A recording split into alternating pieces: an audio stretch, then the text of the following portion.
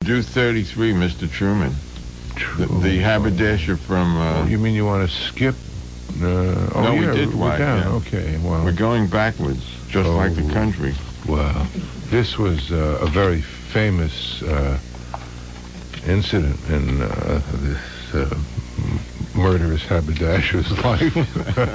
Someone wrote a review of his daughter's singing that mentioned the fact that her voice was perhaps not as full and as developed, or that she showed signs of nervousness, or that it was a bit harsh at times. But Paul Hume was the critic, and he wrote for the Washington Post, and Truman wrote to him, "I have just read your lousy review, buried in the back pages, and you sound like a frustrated man who never made a success, an 8-ulcer man on a 4-ulcer job, and all 4 ulcers working. I've never met you, but if I do, you'll need a new nose and a supporter below." That was President Harry S. Truman, the man who agonized but dropped the bomb anyway. He also, you remind me, because now, you see the pictures of him, and he seems like the average good American, although is that like the good German? And you reminded me that he, well, you have to start with the American dead. 50,000 dead in Korea, and Americans, and 1 million or 2 dead, civilians dead. Most of them, half of them burned to death by the wonderful new technology of napalm. I have a photo at home of the napalm researchers. There are these chemists sitting around, and it was in an Army development journal, I think. There are all kinds of journals. And they come from the most prestigious universities, MIT, Carnegie Mellon, and really the best brains of America working to produce this stuff that sticks to your skin and burns holes into it through the bone.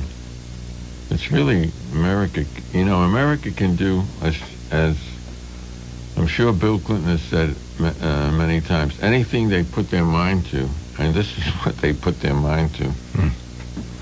Well, if you want to know whether Carnegie Mellon is ready, you thump it. Thump it!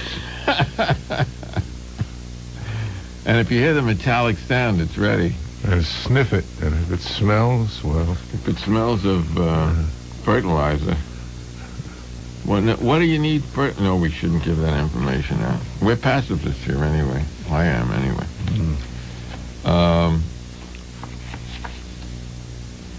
You remember WWII, the big one? The funny part about this next quote is that Wilson did the same thing just about 20 years before. That's all it was, actually. Wow.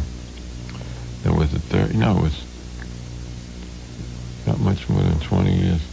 It's good to bunch the world wars together, because then you can get them over with, theoretically.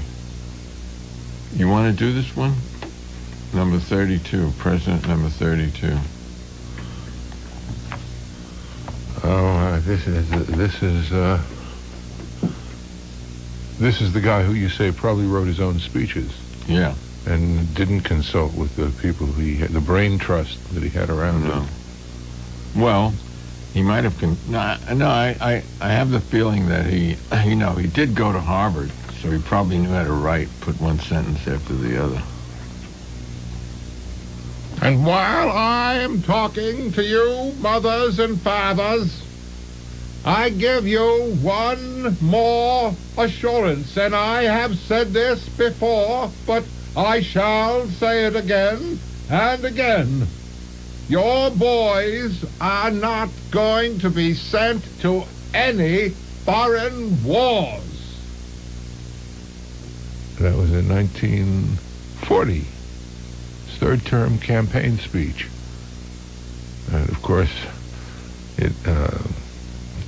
everyone knows what followed. It was October 1940, and how many months later were...